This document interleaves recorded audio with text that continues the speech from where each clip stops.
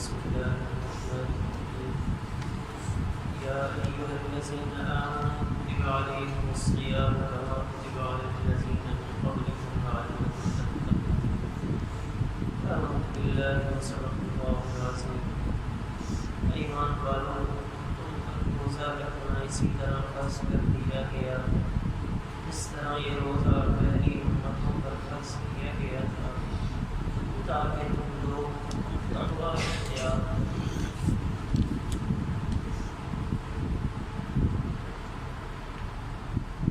اس آیت مبارکہ میں اللہ تعالیٰ نے ایک عظیم الشان عبادت روزے کا تذکرہ فرمایا ہے۔ روزہ کس لیے فرض کیا گیا، اس کا کیا مقصد ہے، اس کو ہم جاننے کی کوشش کریں گے۔ انسان کا جسم دو چیزوں سے بنا ہوا ہے، دو چیزوں سے مرکب ہے، جسم اور روح۔ جب انسانی جسم بیمار ہوتا ہے تو اس جسم کو دو چیزوں کی ضرورت ہوتی ہے، ایک علاج اور ایک پرہیز۔ جسم کی صحت کے لیے یہ دو چیزیں ضروری ہیں، علاج اور پرہیز۔ اگر ایک ناقص رہ جائے، ایک پر اچھی طرح سے عمل درآمد نہ ہو، انسانی جسم صحتیاب نہیں ہو سکتا۔ علاج بھی چاہیے اور پرہیز بھی چاہیے۔ اس عربی کا مقولہ ہے الوقایۃ خیر من العلاج، کہ پرہیز علاج سے بہتر ہے۔ آج شاید ہماری بیماریوں کے بڑھنے کی وجہ یہی ہے کہ ہم پرہیز نہیں کرتے۔ پرہیز علاج سے بہتر ہے۔ ایک آدمی پرہیز اختیار کرتا ہے، علاج کی طرف کم توجہ کر پاتا ہے، تب بھی یہ اس کے لیے اچھا ہے۔ تب یہ دونوں چیزیں جسم کی صحت کے لیے درکار، اور انسانی جسم کا دوسرا حصہ روح ہے۔ انسانی روح بھی بیمار پڑتی ہے، اس روح کے لیے بھی دونوں چیزیں چاہیے۔ اس روح کے لیے علاج بھی چاہیے اور اس روح کے لیے پرہیز بھی چاہیے۔ جیسے جسم کے لیے دونوں چیزیں درکار ہیں، اسی طرح روح کے لیے بھی دونوں چیزیں درکار ہیں۔ اور پہلی بات تو یہ ہے کہ ہمارے ذہنوں میں صرف یہ بات بیٹھی ہوئی ہے کہ بیماری جسم پر تو آتی ہے، روح بیمار نہیں۔ ہم ساری زندگی یہی سمجھتے ہیں کہ ہماری روح بالکل فٹ فاٹ ہے، ٹھیک ہے، روح پہ کوئی بیماری نہیں ہے، لیکن حقیقت میں روح بہت زیادہ بیمار ہے، اس کی طرف ہماری توجہ نہیں جاتی۔ جسمانی بیماری اور اس کے علاج پہ تو ہم زندگی صرف کر دیتے ہیں، اپنی جمع پونجی اٹھا دیتے ہیں، لیکن ہمارے ذہن میں یہ بات آتی نہیں ہے کہ روح بھی کوئی بیمار ہونے والی شے ہے۔ روح بیمار ہوتی ہے، اس کی نشانی کہ جب گناہ ہمیں اچھے لگے، برائی کی طرف ہمارا میلان ہو، نیکی کرنا مشکل ہو جائے، تو ہم سمجھ لیں کہ ہماری روح بہت زیادہ بیمار ہے، روح بہت سخت قسم کی بیماری میں مبتلا ہے۔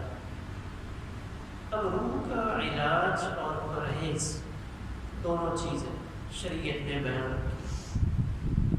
نماز روح کا علاج ہے، حج روح کا علاج ہے، زکوٰۃ روح کا علاج ہے، حضور صلی اللہ علیہ وسلم کی محبت میں درود و سلام کا ہدیہ یہ علاج ہے۔ انسانیت کی خیر خواہی، حسن سلوک، صلہ رحمی، یہ ساری چیزیں روح کے لیے علاج ہیں۔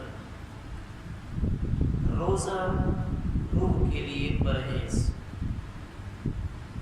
روزہ روح کے لیے پرہیز ہے۔ اب جتنی روزے کے علاوہ اچھی چیزیں ہیں وہ ساری کرنے سے تعلق رکھتی ہیں، ان میں کچھ نہ کچھ کرنا پڑتا ہے۔ نماز میں کچھ کرنا پڑتا ہے، حج میں بھی کچھ نہ کچھ کرنا ہوتا نہ کچھ کرنا ہے، لیکن روزے میں کچھ کرنا نہیں ہوتا بلکہ بچنا ہوتا۔ روزے میں اپنے آپ کو اللہ کی ناپسندیدہ چیزوں سے بچانا ہوتا ہے۔ اس وجہ سے محدثین و مفسرین اولیاء اللہ روزے کو روح کے لیے پرہیز قرار دیتے ہیں کہ روزہ روح کے لیے پرہیز ہے۔ اگر روح کی پرہیز کا بندوبست نہیں کیا گیا تو پھر نماز، حج، زکوٰۃ، صدقہ و خیرات، صلہ رحمی اس طرح مؤثر نہیں ہوگی جیسے ان کو مؤثر ہونا چاہیے۔ ان اعمال کا ثواب تو ملے گا، لیکن ان کی روحانیت جو درکار ہے وہ روحانیت ہمیں نصیب نہیں ہوگی۔ اب روزہ اس کا بنیادی مقصد کیا ہے؟ روزہ اصل میں دل پہ پہرا بٹھانے کا نام۔ امام غزالی رحمۃ اللہ علیہ نے بڑی اہم بات کی طرف توجہ دلائی ہے کہ جیسے دنیا میں مختلف قلعے ہوتے ہیں، حفاظتی قلعے بنے ہوتے ہیں، اس حفاظتی قلعے پر دشمن کی نظر ہوتی ہے۔ قلعے بنائے اس لیے جاتے ہیں تاکہ اپنے آپ کو دشمن سے محفوظ رکھا جا سکے۔ پھر اس قلعے کی حفاظت کے لیے سیکورٹی درکار ہے، فوج درکار ہے جو اس قلعے کی حفاظت کرے۔ امام غزالی رحمۃ اللہ علیہ فرماتے ہیں انسانی جسم کا قلعہ وہ دل ہے۔ انسانی جسم میں ایک قلعہ ہے جس سے دل کہتے ہیں۔ اب اس دل کے اوپر حملہ آور کون ہے؟ وہ شیطان۔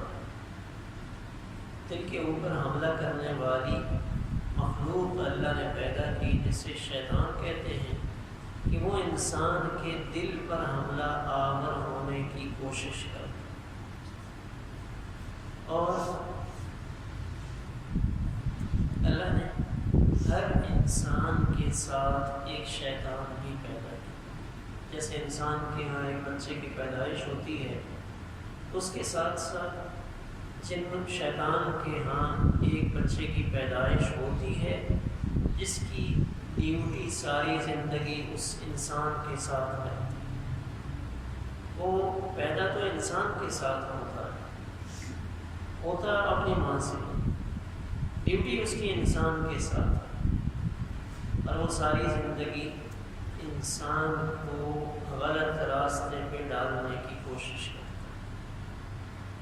جسے ہم ذات کہتے ہیں، یا عاملین جنات کا کام کرنے والے، اس کو ہم ذات کے نام سے تعبیر کرتے ہیں کہ جب انسان مر جاتا ہے تو وہ تو نہیں مرتا، وہ پھرتا رہتا ہے، وہ اس کی قبر کے آس پاس ہوتا ہے یا جہاں بھی رہتا ہے، تو یہ چلہ کشی کرنے والے لوگ پھر اس کو اپنے چلوں کے ذریعے سے قابو کرنے کی کوشش کرتے ہیں اور پھر اس کو اپنے ناجائز اور غلط کاموں میں استعمال کرنے کی کوشش کرتے ہیں۔ باہر یہ کچھ کتابوں والے یہ لکھتے ہیں کہ اس طرح کر کے اس ہم ذات کو قابو کرنے کی کوشش کی جاتی ہے۔ تو اب انسان کا دل ایک قلعے کی مانند ہے۔ اب اس دل کو ایسی چیزوں سے جو اس دل کو خراب کریں یا ایسی چیزوں کی کثرت جو دل کو بیمار کرے، ان چیزوں سے بچانے کا نام یہ روزہ ہے۔ امام غزالی رحمۃ اللہ نے یہ فرمایا کہ دل پر ایسا پہرا بٹھا دیا جائے، ایسا پہرا بٹھا دیا جائے جس پہرے کی وجہ سے شیطان ایمان والوں کے دل پہ حملہ آور نہ ہو سکے، اس کو تقویٰ کہتے ہیں۔ دل کی حفاظت کا انتظام کر لینا یہ تقویٰ کہلاتا ہے۔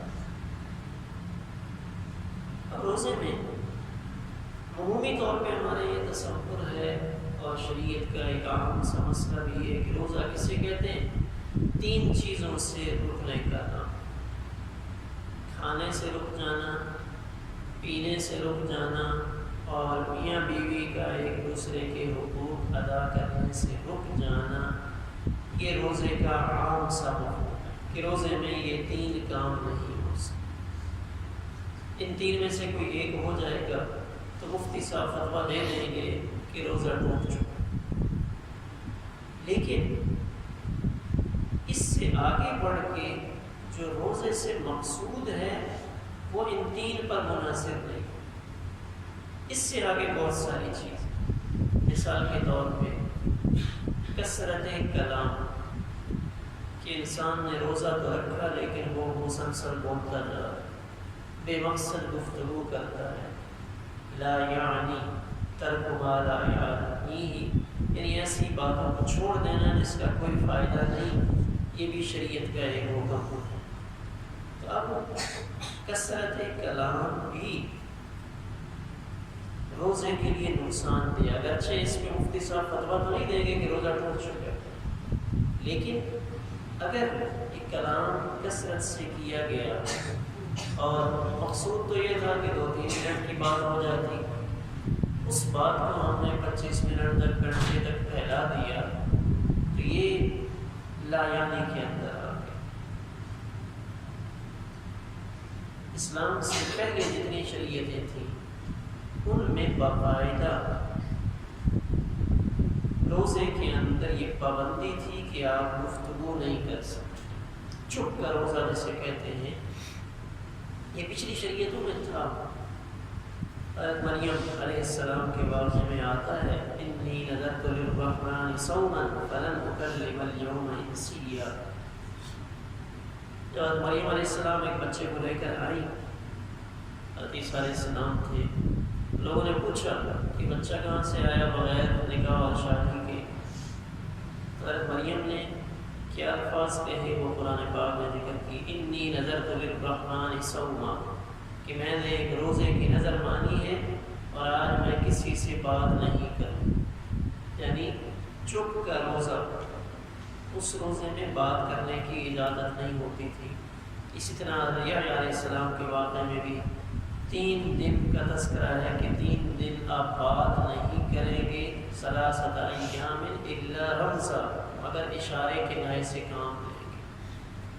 تو اللہ نے اپنے پیارے حبیب سید الاولین والآخرین سید المرسلین حضرت محمد مصطفیٰ صلی اللہ علیہ وسلم کی برکت سے ہمارے لیے روزوں میں بہت ساری آسانیاں فرمائیں۔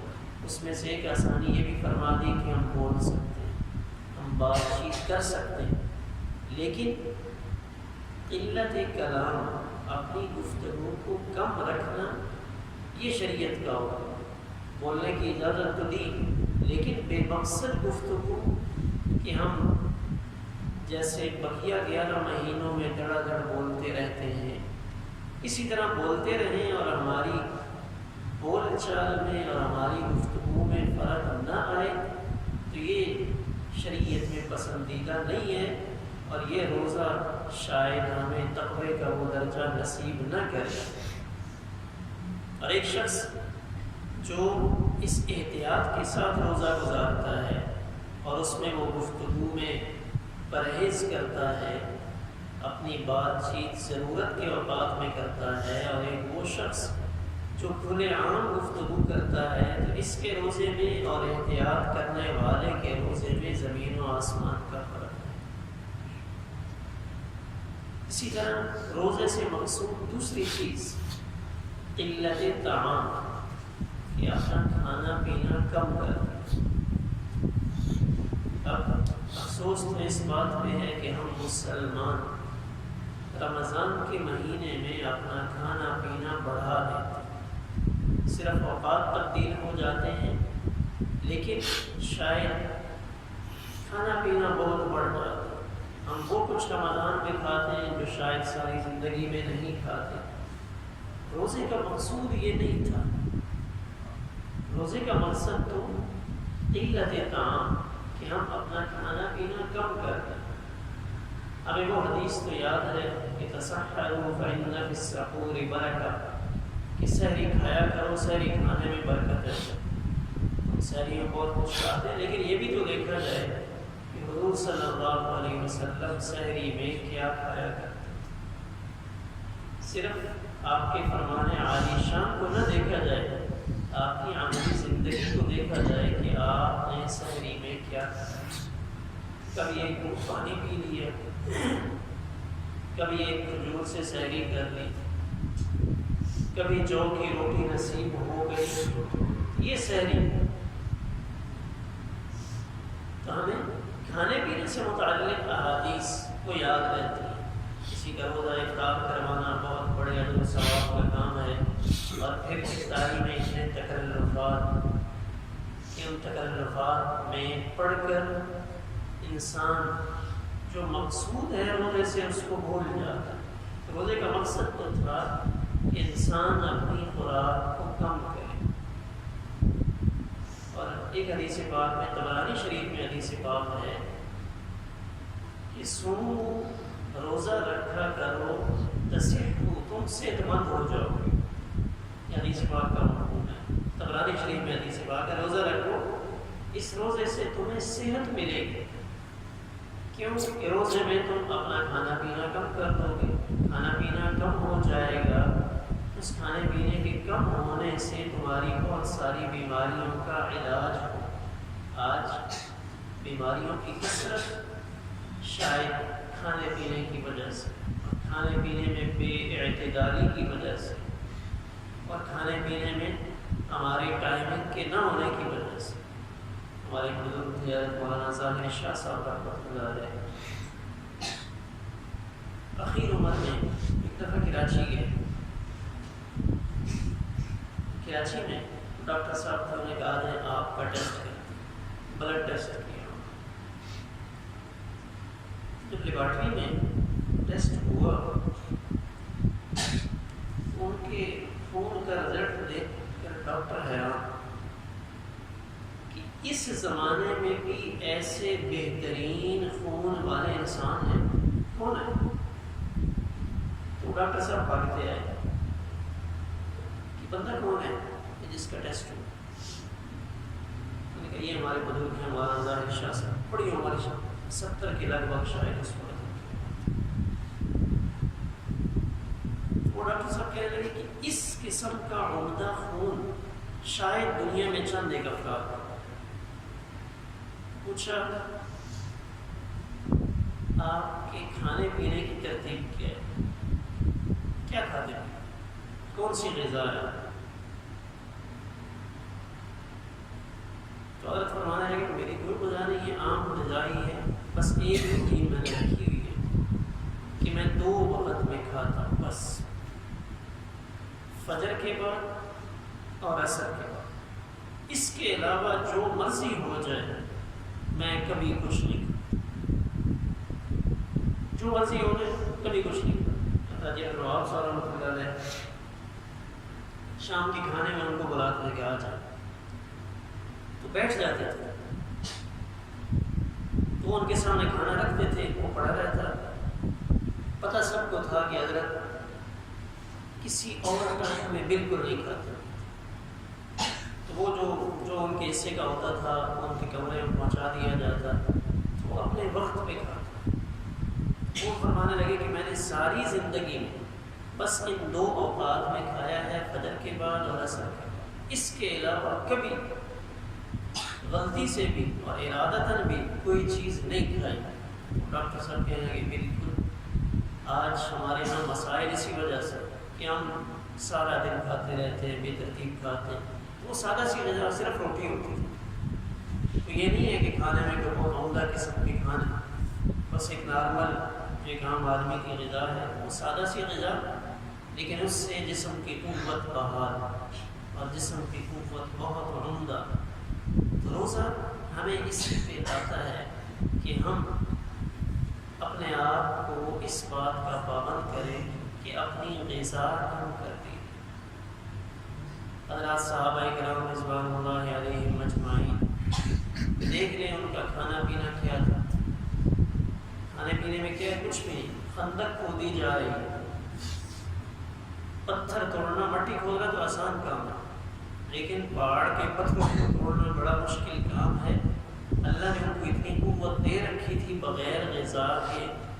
کہ وہ پہاڑوں کو کھود رہے ہیں۔ تو رمضان کا مہینہ، اس میں ہمیں اس بات کا خیال رکھنا ہے کہ ہم قلت کلام یعنی زیادہ گفتگو بھی نہ کریں، بے مقصد گفتگو میں اپنا وقت ضائع نہ کریں، اور قلت طعام یہ نہیں ہے کہ دن میں ہم نے جو تھوڑا سا اپنے آپ کو روک کے رکھا اس کی کمی ہم شام کو پورا کرنا نہیں، تھوڑا سا افطاری میں کھائیں اور پھر اللہ کی عبادت میں کھڑیں، رات کو تراویح عمدہ انداز میں پڑھیں۔ تھوڑا سا زیادہ کھا لیا جائے تو پھر تراویح پڑھنا مشکل ہو جاتا ہے اور مقصود بھی فوت ہو جاتا ہے۔ شریعت کا مقصود کہ اس روح کو بھوک کے ذریعے سے قوت پہنچائی، انسان اپنے آپ کو بھوکا رکھے اور نفسانی خواہشات کو کنٹرول رکھ کر اپنے آپ کو قوی بنائے، اور اس مہینے میں اپنے دل کو اتنی قوت دینے کی کوشش کرے کہ بقیہ 11 مہینے اس کا دل اتنا مضبوط پہروں میں ہو کہ اس پہ شیطان کا حملہ نہ ہو سکے۔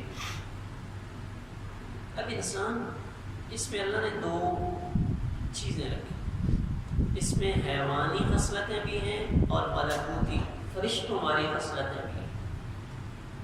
حیوانیت بھی ہے اور ملکوتیت بھی ہے، فرشتوں والی صفات بھی۔ اس انسان کو اللہ نے ایسا بنایا، حیوانی خصلتوں کی وجہ سے انسان کھانے پینے کی طرف جاتا ہے، شہوات کی طرف جاتا ہے، نیند کی کثرت کی طرف چلا جاتا ہے، لیکن اس انسان میں اللہ نے کچھ ایسی چیزیں بھی رکھی ہیں جو حیوانات میں نہیں، وہ فرشتوں والی عادات، فرشتوں والی خوبی ہیں۔ اب فرشتوں کے اندر کیا خوبی ہے کہ فرشتے خود نہیں کھاتے پیتے، لیکن کھلانے پلانے کی ڈیوٹی کرتے ہیں اور اس کھلانے پلانے پہ خوشی کا اظہار کرتے ہیں۔ خود نہیں کھاتے لیکن دوسروں کو کھلا کر خوش ہوتے ہیں کہ اللہ نے فرشتوں کی ڈیوٹیاں لگائی ہیں، روزی پہ، پانی پہ، انسان کی حفاظت پہ، مختلف جگہوں میں فرشتے ڈیوٹیاں کرتے ہیں۔ تو فرشتوں کو اللہ کے ذکر سے اور انسان کی خدمت سے خوشی اور راحت حاصل۔ انسان میں بھی اللہ نے یہ کیفیت رکھی، اس کا اندازہ ہم لگا سکتے ہیں کہ کبھی ایسا ہوتا ہے کہ ہم کہیں گرمی میں نکلے، ہمارے ساتھ ٹھنڈا پانی، سفر کر رہے ہیں، شدید گرمی، ٹھنڈا پانی موجود ہے، ہم پیتے جا رہے ہیں۔ کسی جگہ پہ ہم پہنچے کہ ہمارے پاس اب تھوڑا سا ٹھنڈا پانی بچا ہوا ہے کہ ہم اس کو آگے جا کے پی لیں گے، لیکن اس وقت ہم نے ایک آدمی دیکھا، بوڑھا ہے، کمزور ہے، سخت گرمی میں آ رہا ہے، وہ ہمارے پاس آ کے بیٹھتا ہے، تو اس کی پیاس کا اندازہ ہمیں ہو رہا ہے، اس کو پانی کی طلب ہے، ہمارے پاس ٹھنڈا پانی موجود ہے، اور اس وقت ایک مسلمان ہونے کی حیثیت سے ہمارے دل میں وہ مخلوق کی خدمت اور شفقت کا جذبہ آتا ہے۔ وہ واقعہ کہ اللہ نے ایک کتے کو پانی پلانے پر ایک فاحشہ عورت کی بخشش کر دی، پانی پلانا بڑے ثواب کا کام ہے، اس وقت میں ہم وہ ٹھنڈا پانی اس آدمی کو پیش کر دیتے ہیں کہ چچا جان یہ پانی آپ پی لیں، آپ پیاس کے اثرات۔ اب ہوتا کیا ہے، جب وہ بندہ ہم سے پانی لے لیتا ہے اور پیتا ہے، پانی وہ پیتا ہے، پیاس اس کی بجھتی ہے، لیکن خوشی ہمیں ہوتی، ہمارے اندر خوشی کے جذبات پیدا کہ مجھے اس کی خدمت کا موقع، میں نے اس کی مدد کی۔ تو یہ جو جذبات ہمارے اندر پیدا ہو رہے ہیں، ظاہر ہو رہے ہیں، یہ فرشتوں والی صفات، یہ کسی کی خدمت کر کے، کسی کے ساتھ بھلائی کر کے ہمیں جو راحت اور سکون حاصل ہو، یہ ملکوتی فرشتوں والی صفات ہمارے اندر اللہ نے رکھی ہے۔ تو رمضان ہمیں اپنے اندر فرشتوں والی صفات کو اجاگر کرنے کا موقع فراہم کہ موت سے پہلے ہمارے دل میں جو ملکوتی صفات ہیں، کیا سخاوت کا جذبہ ہمارے اندر پیدا ہو جائے، بخل وہ ختم ہو جائے، طاعت اور فرما برداری ہمارے اندر پیدا ہو جائے، دوسروں کی غم گساری اور ہمدردی ہمارے اندر آ جائے، ذکر الہی کی لذت ہمیں حاصل ہو جائے، یہ صفات موت سے پہلے پہلے ہمارے دل میں اجاگر ہو جائے۔ اگر یہ دبی رہی اور شیطان ان پر حملہ آور ہوا اور اس حالت میں ہم اس دنیا سے چلے گئے تو شاید بہت بڑا نقصان ہو۔ بیمار روح کو لے کر اس دنیا سے اگر رخصت ہو گئے اور اس روح کا علاج نہ کیا تو آخرت کا بہت بڑا خسارہ ہے۔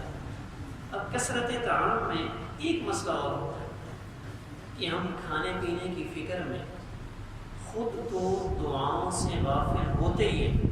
اب سحری کا وقت بھی عبادات کی قبولیت کا وقت، اور افطاری کا وقت تو اس کے بارے میں اللہ کے پیارے پیغمبر نے حدیث پاک میں صراحت کے ساتھ واضح انداز میں فرمایا کہ سحری کے وقت، افطاری کے وقت میں کی جانے والی دعا کو میں قبول کرتا ہوں۔ اس کے ساتھ کو اگر مگر کی شرط نہیں لگائی ہے، یہ نہیں فرمایا کہ میں دیکھوں گا اور سوچوں گا پھر میں تمہاری دعا کو قبول کروں گا۔ روزہ دار کی دعا افطار کے وقت میں اللہ قبول کرتے ہیں۔ تب اس وقت میں ہم خود تو غافل ہو ہی گئے، آج ہمارے گھروں میں ایسی کیفیات بن گئی کہ ہماری گھر کی عورتیں بیچاری وہ وقت کچن میں گزارتی ہیں، ان کو ہم نے ایسا مصروف کیا کہ وہ اس چیز سے غافل ہو جاتے، ان کو موقع ہی نہیں ملتا۔ شاید ہم سمجھتے ہیں کہ ان کا سارا کچھ ہماری خدمت ہے، بس وہ ہمارے لیے افطاری تیار کر دیں، یہی ان کے لیے سب کچھ ہے، اس میں ان کو اجر ملے گا۔ لیکن جو ان کا ہے ان کو موقع ملنا چاہیے دعاؤں کا، اللہ سے مانگنے کا، اس وقت میں وہ دعا کریں، ان کو بھی دعاؤں کی ضرورت ہے۔ تو اس معاملے میں الجھ کر ہم نے امت کے آدھے حصے کو دعاؤں سے واقف کریں، یعنی گھر میں افطاری کرنے والے اگر 6 بندے ہیں تو 4 تو اس میں افطاری کی تیاری میں لگے، اور پھر رمضان میں ہم نے اپنی مصروفیات بازار کے اعتبار سے بڑھا دی۔ شاید ہماری تجارت رمضان میں بڑھ جاتی ہے، ہماری توجہ اس طرف زیادہ ہو جاتی ہے، ہماری مصروفیات بڑھ جاتی ہیں، حالانکہ رمضان کا مہینہ تو اللہ کی طرف زیادہ بڑھے گا، اس میں ہماری عبادات بڑھ جائیں، اور اس مہینے میں ہم شوق پیدا کریں۔ آج ہمارے اندر عبادات کا صرف وہی حصہ باقی ہے جو زبردستی والا ہے، یعنی فرائض کی حد تک ہم کرتے ہیں، وہ جو ڈنڈے والی چیزیں ہیں کہ اگر یہ نہ کیا تو پکڑے جائیں گے، یہ کیفیت باقی رہے گی۔ شوق والے اعمال وہ کم ہو گئے۔ مثلاً قرآن پاک پڑھنا فرض نہیں، قرآن پاک کو اللہ نے فرض نہیں کیا، لیکن جس کے دل میں شوق ہوتا ہے وہ پڑھتا ہے اور گانا پڑھتا ہے، یہ ایک شوق کی نشانی، اس کے دل میں اللہ کی طرف پڑھنے کا شوق۔ اسی طرح نوافل، ان کا شوق، فرض تو ہم پڑھتے ہیں، جن کو اللہ توفیق دیتا ہے، اللہ مزید ہمیں استقامت اور ہمت دے، عبادات میں شوق پیدا کرتا ہے، نوافل کی کثرت۔ شاہ فضل الرحمان گنج مراد آبادی عارف باللہ بہت بڑے بزرگ گزرے، وہ کہتے ہیں عبادت میں مجھے ایسی لذت ملتی ہے کہ جب میں کسی وقت سجدہ کرتا ہوں تو ایسا لگتا ہے، وہ اپنی کیفیت بیان کرتے ہیں کہ میں اس سجدے میں ایسا محسوس کرتا ہوں کہ شاید میرے ہونٹ رب العالمین کے پاؤں کا بوسہ ہے۔ کبھی ایسا محسوس ہوتا ہے کہ رب العالمین کے ہونٹ میری پیشانی کا بوسہ، یعنی ایسی لذت ملتی ہے۔ کبھی کبھی ہم بیٹھے بیٹھے اپنے کام میں سے وقت نکال کے 2 رکعت نفل پڑھیں۔ ہماری گھر میں کام کرنے والی مائیں بہنیں وہ کام کاج کرتے ہوئے، کپڑے سلائی کرتے ہوئے، گھر کے کام کاج میں تھوڑا سا وقت نکال کے 2 رکعت نفل پڑھیں، یا صرف ایک سجدہ ہی کر لیں، اللہ کے حضور اپنے عجز اور انکساری پیش کرنے کے لیے سجدہ کر لیں۔ تو رمضان کا مہینہ عبادات کا شوق بڑھانے کے لیے صرف یہ نہیں ہے کہ پابندی ہے جان چھوٹے، جیسے ہمارے یہاں تراویح میں ہماری کوشش ہوتی ہے کہ ہم جان چھڑانے کی کوشش کریں، نہیں، رمضان ہمیں عبادات کا شوق دلانے کی کوشش کر رہا ہے کہ ہم رمضان میں اپنے آپ کو عبادات کی طرف بڑھیں۔ اب رمضان میں اہم چیز کہ اپنے دل کی صفائی، یہ دل، اس کی ہم نے 11 مہینے تو فکر نہیں کی، تو اب اس دل کو صاف ستھرا کر، جیسے ہمارے سامنے دنیا کی مشینری، ہمارے سامنے موٹر سائیکل ہے، کوئی بھی مشینری ہے، اس کی سروس کی ضرورت ہوتی ہے کچھ عرصے کے بعد، سروس کے بعد وہ مشین اچھا کام، کہ ہمارا دل، اس کی سروس کی بھی ضرورت ہے۔ دل کے اوپر جو میل ہے اور گندگی ہے یہ صاف ہوتی رہے، کیا ہی اچھا ہے کہ حضور صلی اللہ علیہ وسلم نے ہمیں سکھایا کہ ہر مہینے میں 3 روزے رکھیں۔ اگر ہم ہر مہینے میں 3 روزے رکھتے رہیں تو 3 روزے رکھنے کی برکت سے کیا ہوگا؟ میل تھوڑا تھوڑا اترتا رہے گا۔ ہر مہینے 3 روزے رکھنے سے حضور صلی اللہ علیہ وسلم سے دونوں چیزیں ثابت ہیں۔ آپ نے ہر مہینے میں 3 روزے بھی رکھے ہیں، یعنی چاند کی 13، 14، 15 کو، اور ہفتے میں 2 دن، ہر سوموار اور جمعرات، ان 2 دنوں میں روزہ آپ کا مصنون ثابت ہے، تو کم از کم چلے ہمارا سوموار اور جمعرات کا 3 دن رکھیں۔ اب اس 3 دن سے کیا ہوگا؟ ہر مہینے میں 3 دن رکھنے سے وہ جو دل کی پرہیز تھی، یعنی دیگر عبادات ساری کی ساری وہ علاج تھا، اور اس روح کے لیے روزہ پرہیز تھا، اس سے وہ میل اترنا شروع ہو گئی۔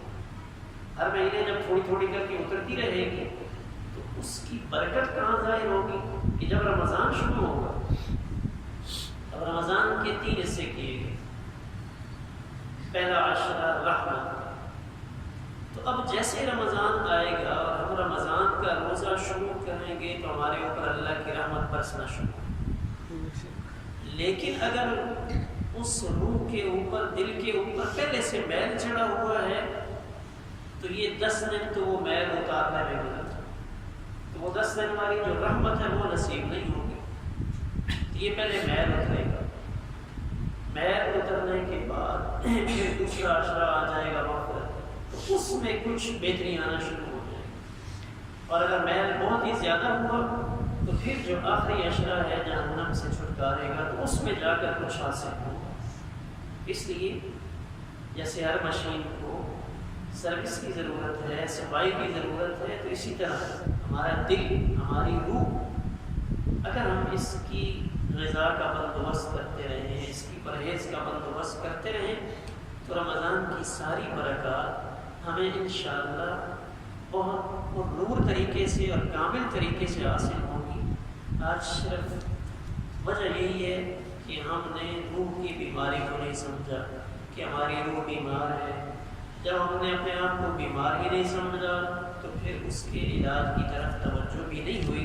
تو علاج کی طرف توجہ تبھی ہوگی کہ جب ہم اس بیماری کو سمجھیں تو 3 کام، قلت کلام، گفتگو کم کر دیں، بے مقصد باتیں رمضان میں ختم کر دیں، پیکج لگا کے ہم سارا دن کے ٹائم پاس کرنے کے لیے چڑھ کے بات چیت کرتے ہیں۔